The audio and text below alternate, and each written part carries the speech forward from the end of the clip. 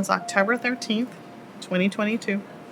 And I woke up and it was like 2 in the morning. I noticed that my arm was hurting. And it was like a pinch right in the middle of my arm. I have a tendency that when I sleep on my left side, and I tend to sleep on my arm. So I didn't think anything of it. I just thought that was odd, that it hurts. And so then I went to adjust the thermostat to make the house cooler. And then I got a drink of water. I thought, you know what, this is odd that my arm's still hurting, so I'm just going to take some ibuprofen. So I took some ibuprofen and I went back to bed. So then about 10:30 in the morning, the pain came back. And I was like, this is odd. Why is this pain coming back? I went to go pick up my son.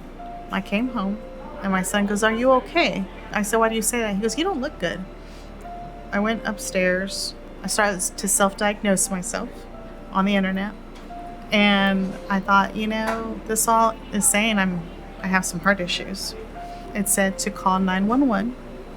I didn't do that. I got in my car and I drove. I passed up an urgent care clinic and I thought, I'm just going to go to North Central Baptist. Within minutes of them connecting me to whatever machine, they said, Miss Juanita, you're having a heart attack. Because they said, do you have any family? And I said, yes. They're like, do you want us to contact them? I didn't want them to know. I didn't want my family to know. I didn't want them to worry. I didn't want them to stress out. And then once the procedure was over, I said, you can call them. You can let them know I'm going to be okay. And they were like, you are so stubborn. And one of the first nurses that came to help me goes, is it true you drove yourself? I said, yes. And she goes, this is why we call this the silent killer for women. And I never knew that. She goes, you're very lucky that you got here and that you knew to drive to the ER. I had a social rep come in and said, do you want to go through our rehab program at Baptist Health System? And I said, yeah, I'll do it.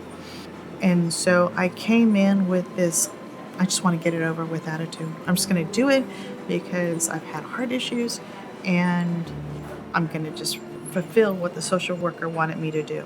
And so I'd say probably for the first 2 weeks, I didn't say a word to anybody. I just got on my machines. I would pick a station to work and I would just go at it. One day I heard on the overhead, heart check, room 311. And I just started to cry. Because it went back to me. And I walked up and I cried. I cried. Because that's when it hit me that I needed this place. Because I finally realized that if anything happens to me, this was the best place for it to happen.